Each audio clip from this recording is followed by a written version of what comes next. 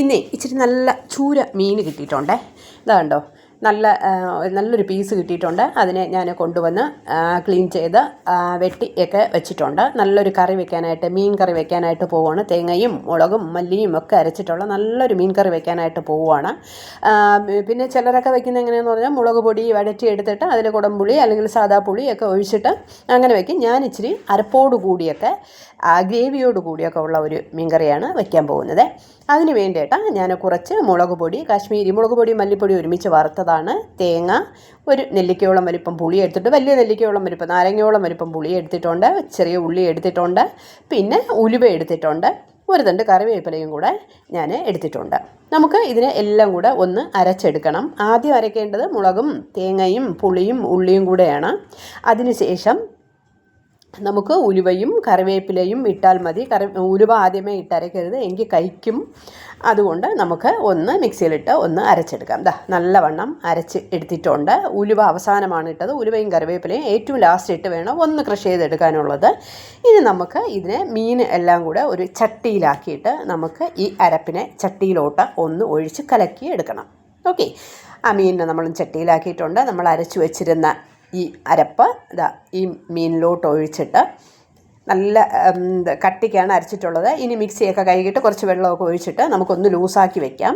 എന്നിട്ട് ഇതിനെ ഒന്ന് ഗ്യാസിൽ വയ്ക്കാം. അതിൻ്റെ കൂടെ നമുക്ക് കുറച്ച് അല്പം ഉപ്പും കൂടെ ഇടാം. ഉപ്പ് കുറച്ചിട്ടാൽ മതി. ആവശ്യത്തിന് തിളച്ചതിന് ശേഷം നമുക്ക് ഉപ്പ് നോക്കാം.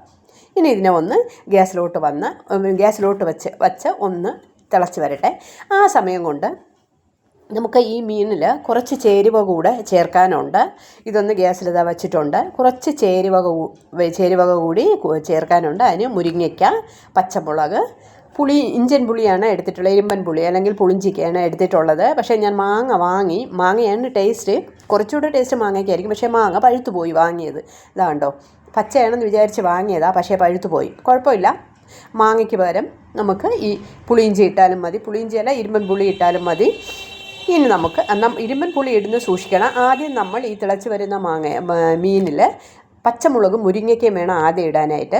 ഈ ഇരുമ്പൻ പുളി അവസാനം ഇട്ടാൽ മതി. കാരണം ഇത് നേരത്തെ ഇട്ടാൽ ഒരുപാട് വെന്ത് ചീഞ്ഞു പോകും.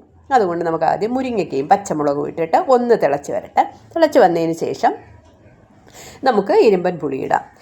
ഇത് ഒന്ന് നല്ലവണ്ണം മിക്സ് ചെയ്ത്, കാരണം മുളകും എല്ലാം ഒന്ന് നല്ലവണ്ണം മിക്സ് ആവട്ടെ. നമുക്കൊന്ന് അടച്ചു വയ്ക്കാം തിളയ്ക്കാൻ വേണ്ടിയിട്ട്. ഓക്കെ, അടച്ചു വയ്ക്കുമ്പോൾ സൂക്ഷിക്കേണ്ടത് ഒരല്പം വിടവിട്ട് വേണം നമ്മൾ അടച്ചു വയ്ക്കാൻ. ഇല്ലെങ്കിൽ മീൻ തിളച്ച് പൊങ്ങിക്കളയും. അതുകൊണ്ട് ഇങ്ങനെ അടയ്ക്കാൻ പാടില്ല. ഒരല്പം വിടവിട്ട് വേണം നമ്മൾ എപ്പോഴും മീൻ വയ്ക്കുമ്പോൾ അടയ്ക്കാനായിട്ടുള്ളത്. ഇല്ലെങ്കിൽ ഇങ്ങനെ ഇത് തിളയ്ക്കുമ്പോൾ ഇത് തൂവിപ്പോവും. അതുകൊണ്ട് ഇനി നമുക്ക് നല്ലവണ്ണം തിളച്ച് വന്നിട്ടുണ്ട്. ഇതാണ്ടോ, ഇനി വേണം നമുക്ക് ഇരുമ്പൻ പുളി ഇടാനായിട്ട്. നല്ല ഇച്ചിരിയൊക്കെ കുറുകി വന്നിട്ടുണ്ട്. ഏകദേശം ഒരു 3/4 ഭാഗം വേവായിട്ടുണ്ട്. ഇനി ഒരുപാട് സമയമൊന്നും വേണ്ട, 2 മിനിറ്റും കൂടെ തിളച്ചാൽ മതി. ഇനി നമ്മൾ ഈ അരിഞ്ഞു വെച്ചിരുന്ന ഇരുമ്പൻ പുളി ഇതിലോട്ടൊന്ന് ഇടുവാണ്. ഈ സമയത്ത് നമുക്ക് ഉപ്പൊക്കെ ഉണ്ടോ എന്നുള്ളത് നോക്കാം. ഞാൻ കറക്റ്റ് ഉപ്പാണ് ഇട്ടത്. ഇനി ഉപ്പിൻ്റെ ആവശ്യമൊന്നുമില്ല. ഒന്ന് നല്ലവണ്ണം തിളക്കട്ടെ. നമുക്ക് ഒന്നുകൂടെ ഇതിനെ ഒന്ന് അടച്ചു വെക്കണം. ഇത് അടച്ചു വയ്ക്കാൻ വേറൊന്നുമില്ല, 2 മിനിറ്റ് കൂടെ കഴിഞ്ഞാൽ മീൻ റെഡി ആയിട്ടുണ്ട്. അപ്പം നിങ്ങളെല്ലാവരും ഇങ്ങനെ ഒന്ന് മീൻ വെച്ച് നോക്കണം. മാങ്ങയ്ക്ക് വരെ ഇരുമ്പൻ പുളി ഇട്ട് വയ്ക്കാം, നമുക്ക് അടച്ചു വയ്ക്കാം. മീനൊക്കെ ഓക്കെ ആയിട്ടുണ്ട്, വെന്തിട്ടുണ്ട്. ഇരുമ്പൻ പുളി ഇട്ടതിന് ശേഷം ഒന്നുകൂടെ തിളച്ചു. ഇതാണ്ടോ, ഒക്കെ നല്ല ഗ്രേവി വറ്റിയിട്ടുണ്ട്. മീനൊക്കെ നല്ല വെന്തിട്ടുണ്ട്.